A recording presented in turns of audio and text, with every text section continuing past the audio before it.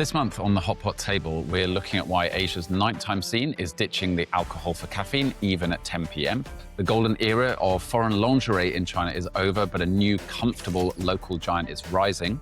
And the 3D printing revolution isn't happening in factories, it's happening on the desks of middle schoolers. If you think you know Chinese consumption, it's time to update your mental model. Hello, and welcome to the Hot Pot table. In dynamic markets that can change overnight, yesterday's strategy just doesn't cut it. I'm Jonathan Travers-Smith, CEO and founder of Hot Pot, a strategic agency with a difference. Commercial and operational success in Asia is built into our DNA. Join us as we peel back the layers of China and the wider Asia region, separating the hype from real opportunities. From consumer shifts to policy updates, this is your essential briefing on what matters right now. So pull up a seat and join us at the Hot Pot table. Joining me this week is Fan. Hi.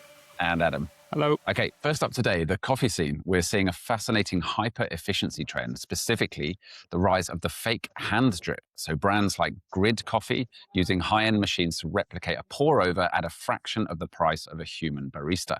Meanwhile, in places like Macau, coffee shops are replacing bars as the go-to evening hangout. So Adam, we talk a lot when it comes to domestic competition or involution Neizhuan in China. Is this automated specialty coffee just another symptom of price wars in China? Or potentially is it a smart way to democratize high-end culture for a much more pragmatic consumer? I think it's more the latter. If we look at the sensitivity of Chinese consumers these days, it's much more around value versus price. And race to the bottom was a key function when e-commerce started to proliferate 10 or so years ago. But I think with this and of course many other industries, there's really a new pragmatic luxury. The Chinese consumer used to be happy and feel a luxury experience was going into a coffee shop and waiting 10 minutes for a precision pour. And I think now, they want to get their perfect cup in 45 seconds via a sleek robotic interface, for example. And I think this is more about efficiency and value creation. If you think about involution generally and where that came from,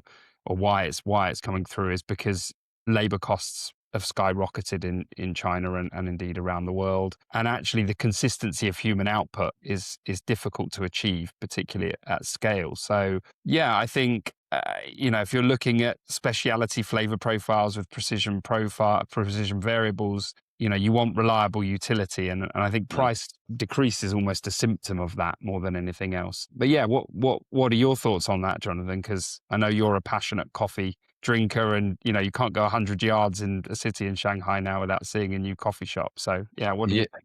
It's a good question. I mean, I'm taken back to my first experience of being in China in 1999. And just for a little bit of home comfort, being in a brand new culture, I met up with a friend of a friend, said, "Oh, you should meet this guy." And we met at, I think, the first ever Starbucks in China, but I may be wrong, which was at Lidu in Beijing. And at that time, that was a Starbucks, and it was a real kind of statement that it had arrived in China.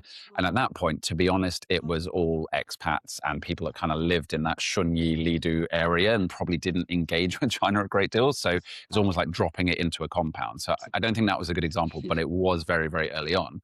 And then you sort of get that and you look at the evolution in China where Starbucks just like proliferated and became within the reach of the everyday consumer in China or as a sort of premium luxury purchase and the whole third space. And then you moved into the era when local competitors, Luckin was spoken about a lot. It hasn't got the taste quality, as far as I'm concerned, of even a Starbucks, but they had the speed, the scale, and just the efficiency for people wanting to caffeinate themselves. And there's a Luckin every 5 meters in major cities across China.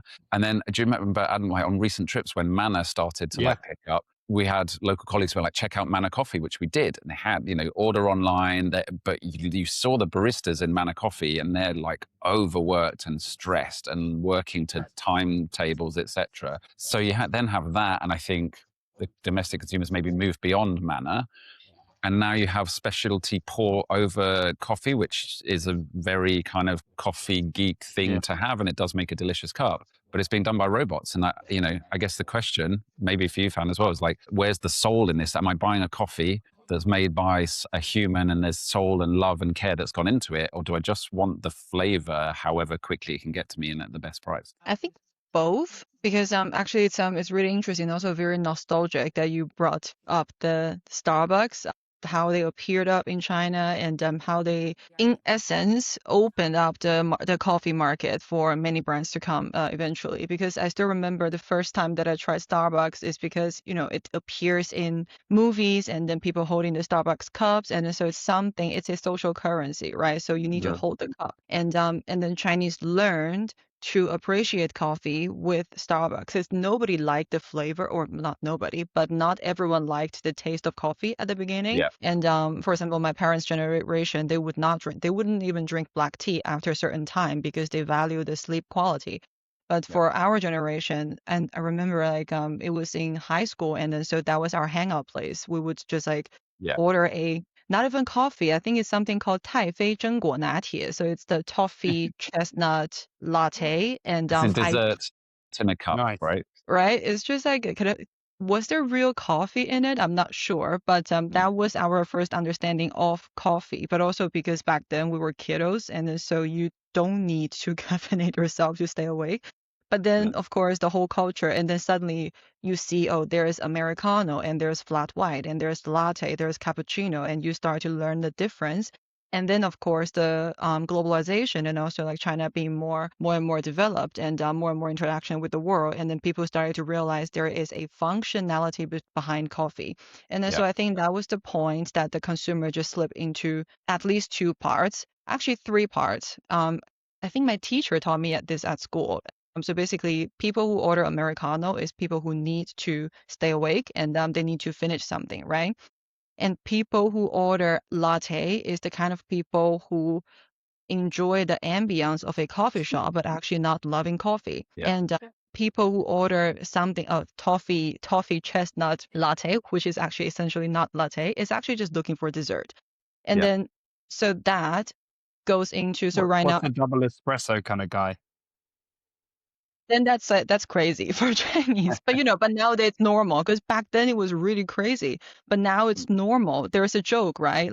South Korean and Shanghainese people, this two group of people, their blood is ran with iced Americano. Right. And but in this right now, it's because Manor somehow replaced the functionality coffee part. It's fast, and you order online, or you order for clients. You go there in the morning and you order that. Of course, they would also have special flavor for different seasons. But then there's also other coffee shop. I can't speak that much for Shanghai, but there is one award-winning one in Chengdu called UID. So the whole coffee shop looks like old European castle, but built newly. Right. But that's a key differentiation, right? Because we've spoken about a few things, but lock-in is just put caffeine into your system. Honestly, you might as well eat a caffeine tablet, because the coffee's horrible. Sorry, lock-in, but it is. But then you've just described the place. So if we talk about Starbucks and the Starbucks Reserve Roastery in Shanghai, there's, that sort of flagship thing. That now seems a bit outdated, even though it's an impressive space. How much of this evolution is about where I am and who I'm with, and how much of it is about the liquid product that's in front of you? I can't give out a number, but pretty much you're talking about demographic, right? So for Starbucks right now, including the flagship store that they have the black label, the roastery, it's still mainly for business, quick business meeting, just to catch up for a coffee chat, or for students who needs actually to focus on studying. So that's something that's quite interesting. High school students, they still enjoy going to Starbucks because their sofa is really comfortable. This is something that about Starbucks, that their sofa choice is really still top of their games in China, at least.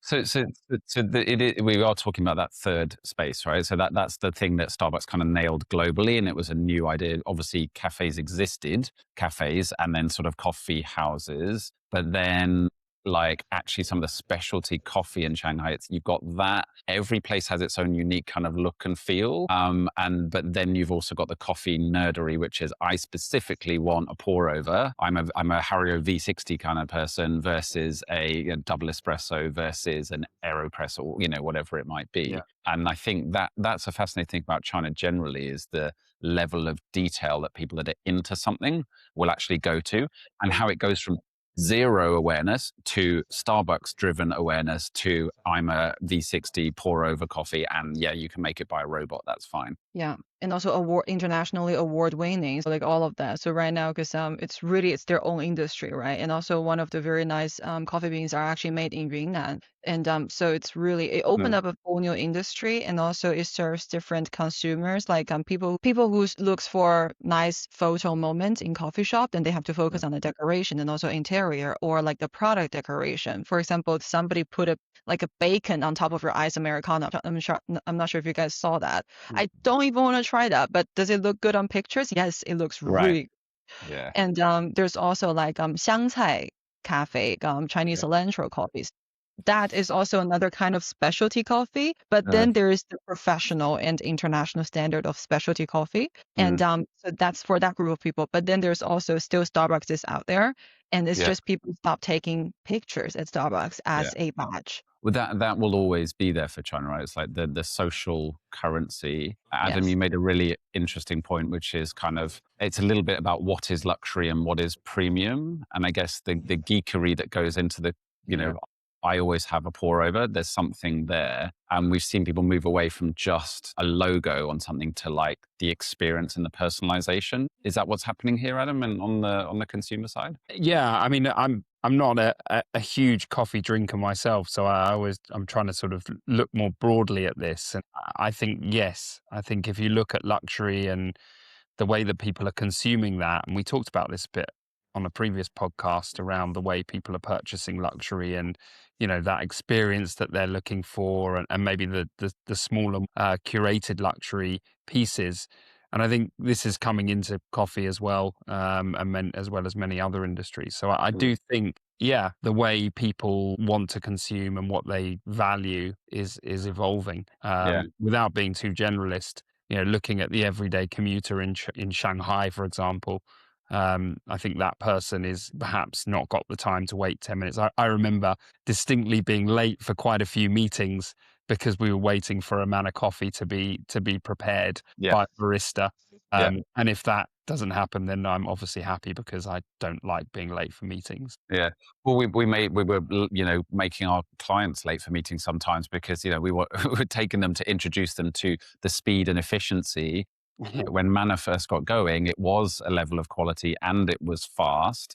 But then, I mean, there were even terrible headlines around how the staff are treated in Manor, and there was like Manor staff that were going crazy, like throwing coffee at people because they were under too much pressure. So that system was broken. Yeah. The robotic angle is interesting because it allows you to have something that is a pour over coffee and it's made at scale. I don't know, it's a little bit schizophrenic here because it's personalization to the coffee exactly that you want and speed and efficiency, but then at scale, which I think is a fascinating thing that China does very well. Actually, it's just on that note, is it the robot just for specialty coffee, or the robot actually can just make any coffee and including the specialty coffee? Because that's a major difference, right? Yeah, well, I think obviously you can press a button on any coffee machine and get a latte or an Americano or a double espresso, but there is a sequence and a specific, I think it's called a gooseneck kettle that you use to pour a smooth spout of water in order to move the grounds in the funnel, in the filter paper to do that. And generally, there's kind of like a classic barista who looks the part and is doing that with real kind of care and attention. But the thing is, I like that, right? I personally like that a human has put some care and attention into this, and I will happily wait a bit longer to get that. But then, this isn't perhaps not an offering for everyone. If you like going to, like a listening bar or whatever and having your coffee late at night and you want to hear about the owner, that's a different thing to this, which is a nice coffee that's made at the right price. I do think it expands the total addressable market for coffee shops. You are moving those coffee geeks, as you suggested before. They're the ones that were perhaps more willing and patient to wait. But now, if you can get that quality at faster speed, I think you're opening up to much wider audiences. Or you can go to Blue Bottle and have a slower coffee. You have the choice. Every brand has to, you map out your competitive landscape and you choose somewhere that you can really own. And I personally, the Blue Bottle stores across China are beautiful and they're very nice places to be. If my coffee takes half an hour, I'm going to complain because I'm generally jet lagged when I'm there. But at the same time, if it's a nice coffee in that environment, like I'll wait. But you see, that's the difference between, I would say, like China in general, because we just have that many people, right? Because I still remember I used to love Blue Bottle in New York because you just walk in and then it's just a coffee shop that has really good coffee and also really nice brand visual identity. Because I love the blue. By the way, Blue Bottle originally from Vienna, just for Okay. 冷知识, not the brand, but literally the first coffee store called Blue Bottle is from Vienna. There you go. But then also Arabica, I would say probably is the same. So basically they were good and then they made their name and then they entered China and then suddenly the popularity just went up like crazy. And then you have to wait in line. And then of course it helps them in China, but for me personally, because I'm definitely not gonna wait for 30 minutes for a cup of coffee because coffee is for me functionality. And then so Yeah. you lose certain type of people, probably totally a different type of people that you're targeting globally versus the people that you're targeting locally. I mean, Yeah. for me, just to wrap this section, I think it's fascinating how coffee culture has developed. So I think we're talking about 2 or 3 things here. One is, the actual specialty aspect and going from no real coffee in China of any description 15, 20 years ago through the Starbucks era and then back into where we are now, where coffee geekery is a real thing. Lou on our team, she sent us a photo of her partner's kind of coffee station he has in his house. He's got it all, right? He has the bean to cup machine. He's got the tamper. He's got a little dedicated area to it. And that is a badge of sophistication, right? It's moving beyond a logo to saying, this is something I care about and it's part of my lifestyle. And I think that's incredible. But then what we've got here, I think is really fascinating. So it's the third wave of coffee. We've got coffee meeting Chinese scale. And I think the lesson is pretty clear. So Asian consumers want the premium experience. And in China, certain segments and large segments of the customer base won't pay for the theater of manual labor if a machine can do it faster and cheaper. So high quality coffee as a high frequency utility whilst maintaining the highest quality possible in the taste. Fascinating. Actually, now I forgot one point, but Jonathan, Adam, do you guys know so besides cappuccino flat white, do you know dirty? So it I is know, I know a brand called Dirty Dirty, coffee. but no, not that. tea coffee. Okay, so do maybe like something interesting because I'm not sure if that's a China created version. I love dirty because dirty basically it's 冰火两重天. So it's iced Americano poured with hot foam, hot like very creamy foam and coffee and chocolate powder. So Okay. in essence, it's an iced drink, but when you drink it, you would have like the hot and cold taste in your mouth at the same Nice, time. nice. Okay. Do you like an affogato? Do you know affogato? It's where you Yes. pour an espresso shot over like Yeah. vanilla ice cream or caramel ice cream. It's Yeah. so good. Anyway, Yeah. I think it's inspired by that actually. I love an affogato. Yeah.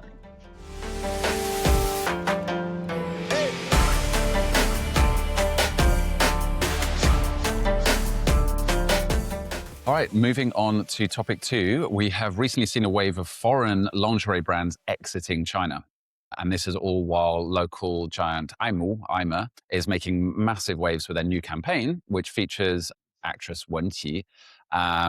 It feels really like a fundamental shift in this particular sector in China and moving away from the male gaze versus the female experience with lingerie. So, Fan, this for me is really fascinating. We've actually done a little bit of work in this space with La Perla previously. It seems that the Imul campaign is being praised for its kind of natural and intellectual feel with the brand ambassador.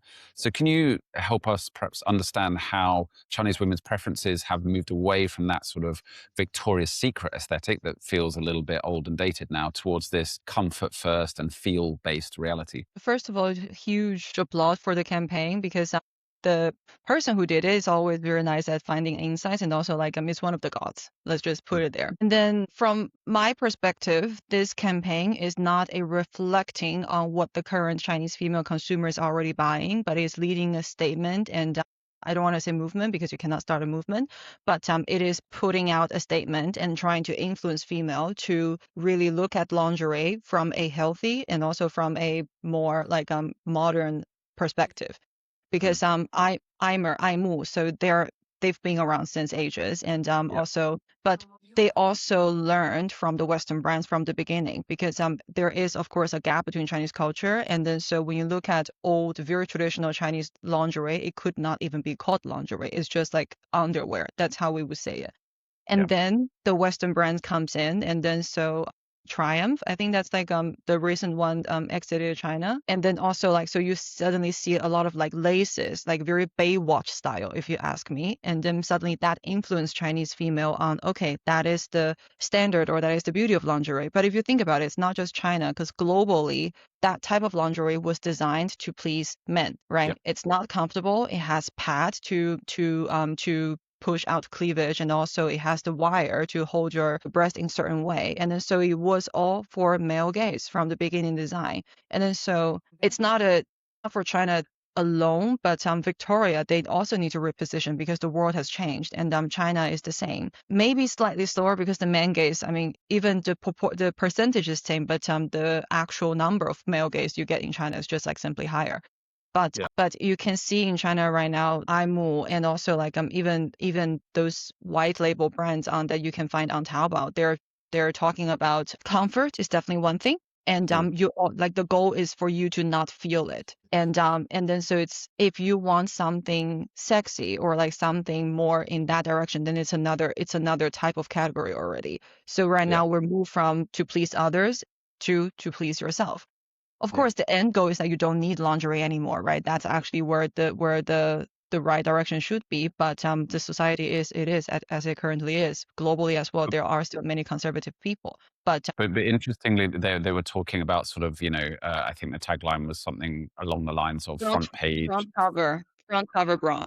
as in, so that's moving it not only away from sort of being for the male gaze and sort of female empowerment, but also that actually your inner wear can be something that you wear on the outer. So styling it with a blazer or something along those lines. And that's the whole look, right? So it's an empowered woman who is choosing this as a piece of a fashion item. It's comfortable, it looks good, and can be worn kind of with pride very visibly. And that is why I said it's a statement. It's trying to put out a statement to influence how female look at their bra and their lingerie, because like Chinese women always like say that okay, I need to look for a seamless bra, or like or your bra color has to match with the tank top you're wearing.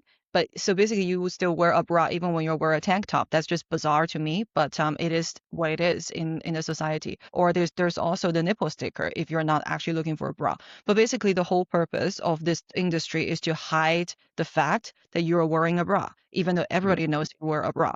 And then so that's the inside. And the inside of this campaign, the way that I understood it, which is very smart and also very, very easy to get it, is that you have nothing to hide. Why are you hiding, right? Like we're talking about gender equality here. Then why this woman needs to hide the fact that they're wearing bra, even though like you don't need to wear a bra, but of course like society.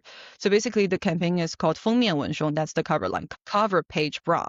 And then so it's like something that you wear, as Jonathan, you said, something that traditionally you wear inside. You can also put it outside, just like style with blazer, or like or maybe a transparent or like see-through shirt or something. Yeah. I actually just want to call, not to kind of focus on our own brilliance on any level, but we did some work with La Perla in China quite some time ago, 2019, 2020. And our advice then was actually to reposition one of their ranges as outerwear.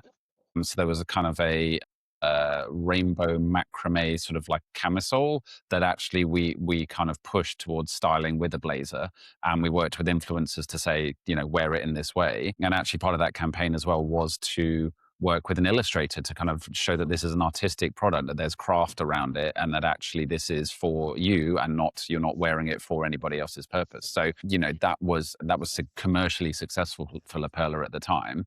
I don't, what have the non-Chinese, as in global brands, got wrong? Or what have they been missing at a fundamental level? Is it insight? Is it, I don't know, are they just trying to keep things easy by we do this in the States or Europe, therefore let's just do it in China? Like surely these insights are there for everybody to pick up on. Yeah, I think there's generally a challenge globally to adjust, both from a brand messaging perspective and also then a product perspective. And I think here it may be that they have local teams and they're very much aware of the shift in trends, but for one reason or another, I just think they've been left behind. And it's not just the case in lingerie. We're seeing this in many categories now. And as Fan suggested, the global brands initially came in and brought something new that the local brands could learn from. And I just think the local brands are now just so far ahead and adjusting in such a clever way.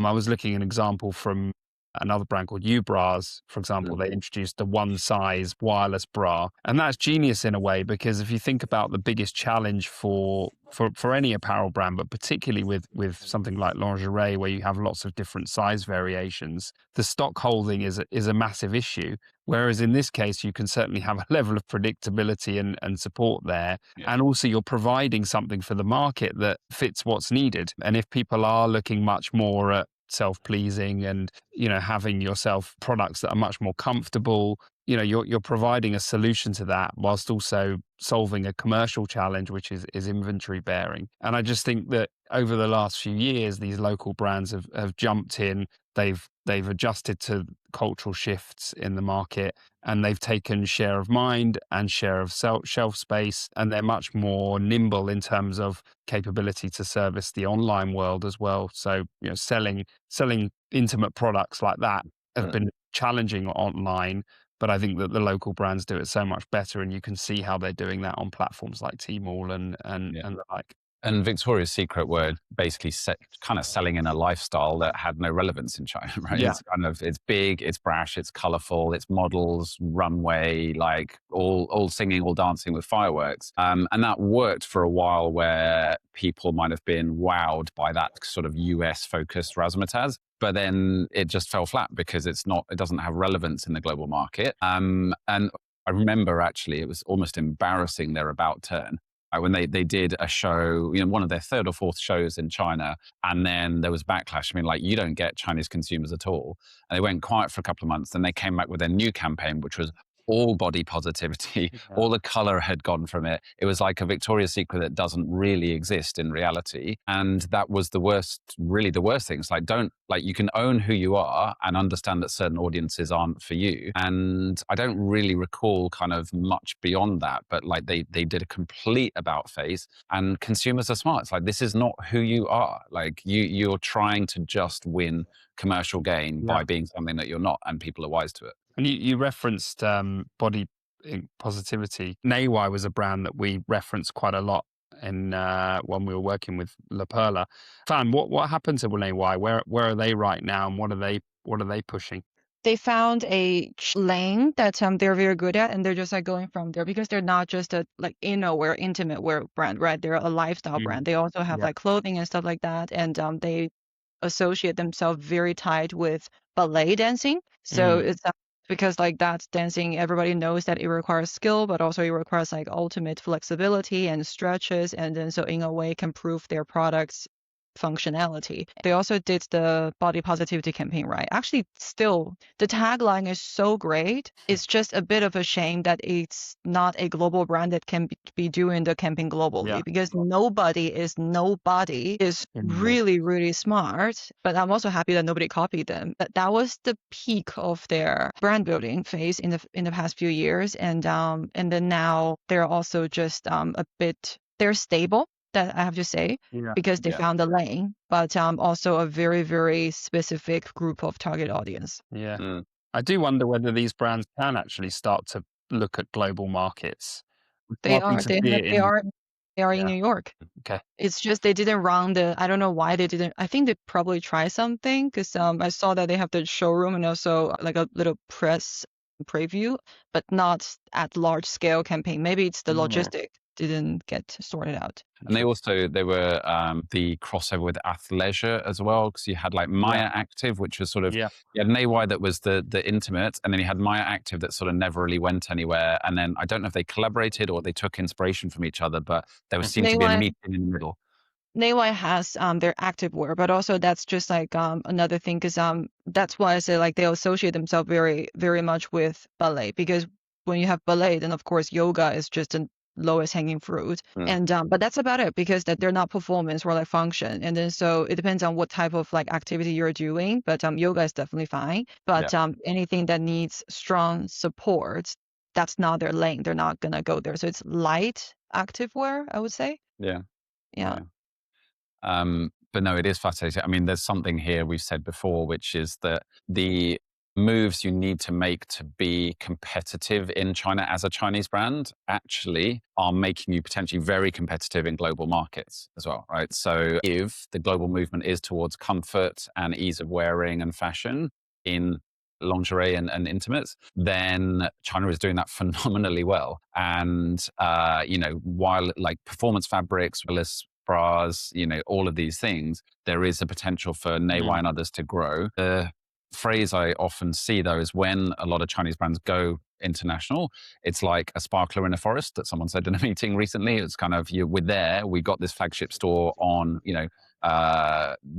South Molton Street in London, or on, Broadway in New York, Fifth Avenue. Then it's sort of a start and it's a statement, but very few of those brands like really sustain beyond that. So I would be interested to see the potential for Naywai in a global context. Okay, well, to wrap this up, I think the takeaway here isn't just that comfort is king. That brand tax that Western brands used to kind of implement on China, that has expired. And it came with Western ideals around sort of sexiness and the pizzazz of the show. That doesn't really cut it anymore in China unless you've got something meaningful to say, both from a brand message and from a product perspective. So success in China really does now lie in functional empowerment, brands that support a woman's daily life rather than some sort of performative fantasy. Random thought, the only way that I see Victoria's Secret can make it again is for them to get Rihanna back.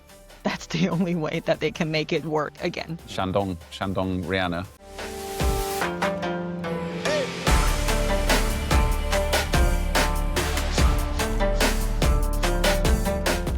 All right, finally, let's talk about what is something of a silent revolution in China, which is consumer-facing 3D printing. So we're not just talking about industrial prototypes anymore. From middle schoolers' desks to mini factories in small apartments, there is a whole ecosystem of design, production, and blind box style collecting emerging across China, which I think is absolutely fascinating.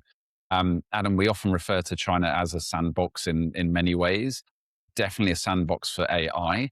And now it seems to be a sandbox for things like decentralized manufacturing. So, let's forget the $16,000 robots for a second, but even just having a high quality 3D printer, can that change the way that kind of retail is shaped and supply chains? What does that look like in 5 years' time? Yeah, I remember when I started my career in sports and fashion industry, and our HQ had brought in a 3D printer to produce prototypes, and that was considered revolutionary, and everyone was very excited about how that was going to cut the supply chain in terms of manufacturing lead times, because we could actually see the products as a kind of clay prototype. To bring that into the home, I think is quite a fascinating shift. And yeah, it's interesting because I wonder in the next 5 years whether, in a way, manufacturers are almost going to become digital licensors. So they won't necessarily be providing stock or holding inventory. They'll be sending digital files that can be produced in people's homes, and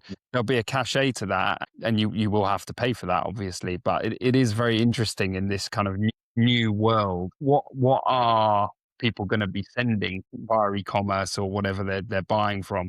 Are you going to be sending a finished product, or actually will you send kind of raw materials that something can assemble itself in your own home? Yeah, I'm quite intrigued by this, and having been at a Mobile World Congress just recently and seeing these robots in action and seeing these machines that are coming to the fore, I think there's so much that's going to happen in the next 5 years that's really going to outdate manufacturing as we know it. These places will evolve and they will have a role to play in the ecosystem. It's just, how do you move from probably a more physical world and stock holding and stock production to a more digital world? It's going to be a very key trend in the next few years. Yeah, it's really interesting. I mean, we've got a client in the sports space that I saw on their website recently that their saddles for cycling are 3D printed, and they're named as 3D printed. So they're obviously 3D printed using very advanced 3D printers, and they're using very advanced materials. But what was once a route to kind of like a quick prototyping, you could never really use it, but this is the shape, and there you get the idea, is now being heralded by a sort of performance sports brand as here is the 3D printed saddle, which I think is remarkable.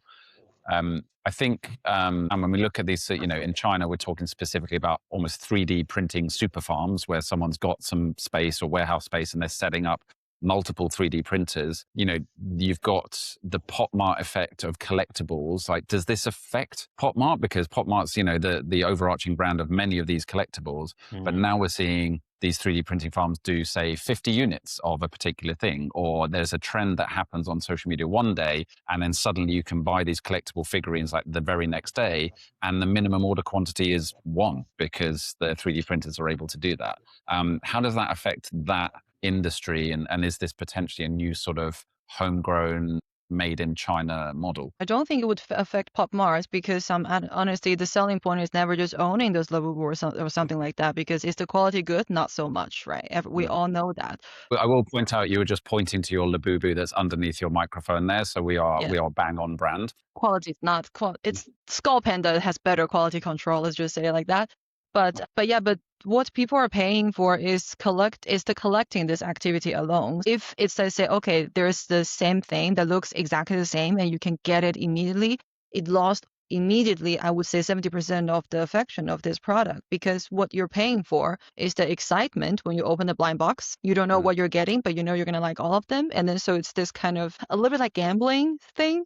Feeling behind it. So I don't think that would affect the Pop Mart business, because the blind box and also like the collectible is the core of their business, and also because it's priced really reasonably. So I don't think even the pricing can be that competitive towards Pop. It's just it becomes more expensive because, you know, tax and stuff like that when you buy it in London, or pay double to get the limited one.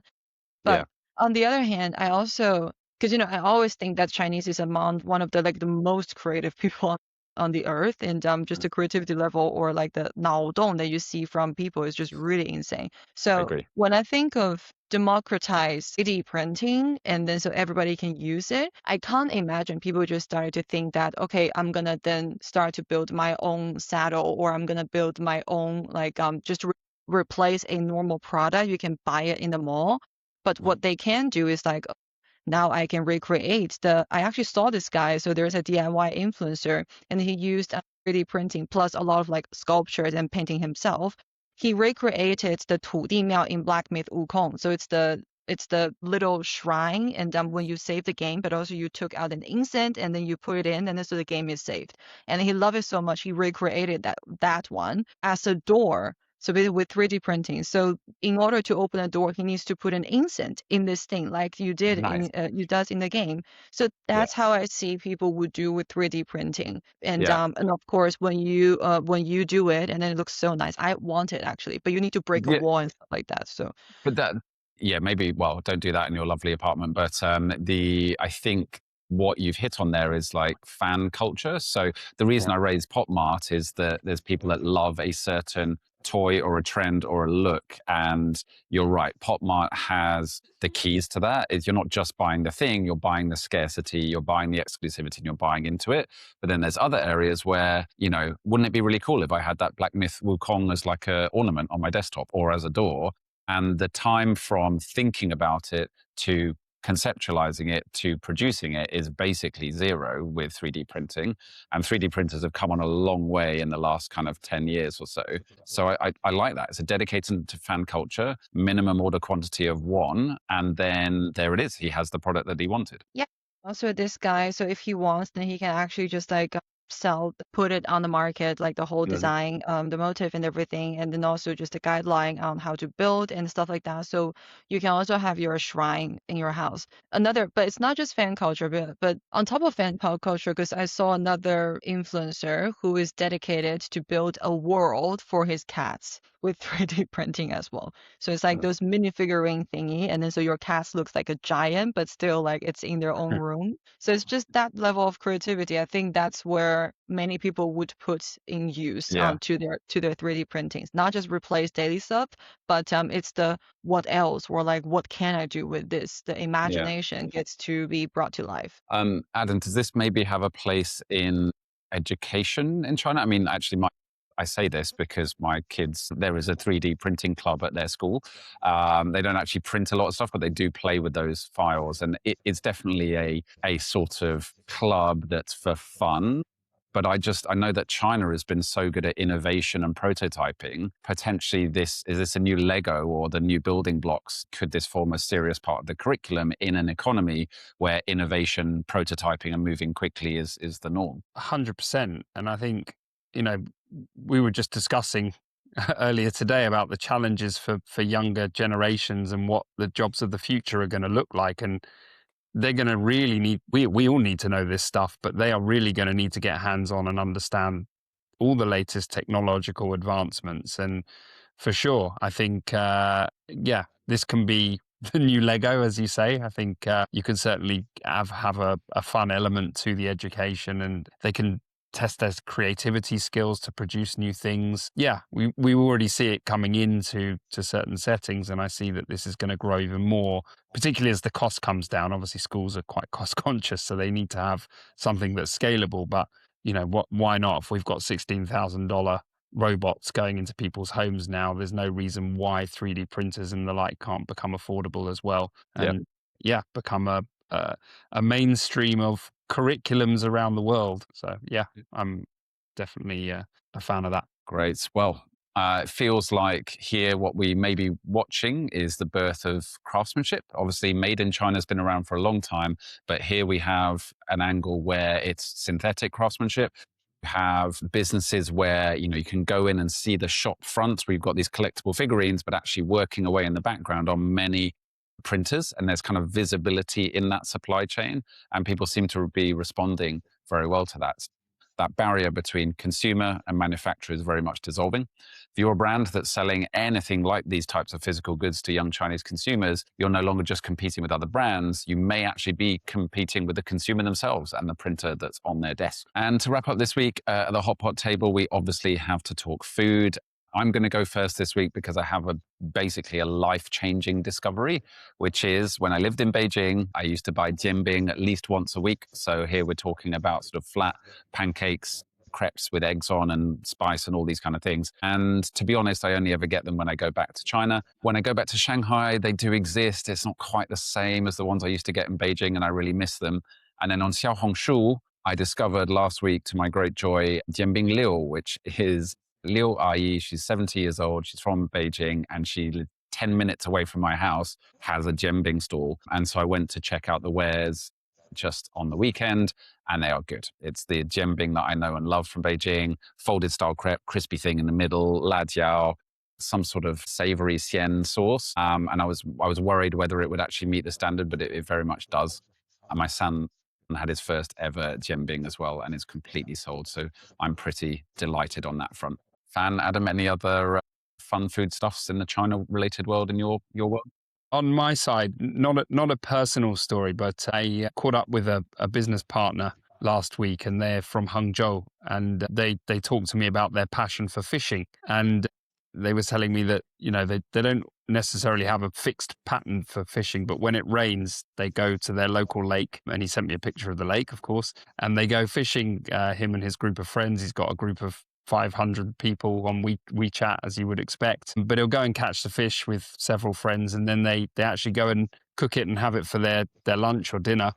And I love that, because it just brought me back to kind of, what real life was. We talked a lot about automation and AI and robotics and 3D printing, but that raw activity of going fishing and cutting and cooking your own fish and eating it, it was a nice story to hear. And Hangzhou is one of my favorite Chinese cities as well.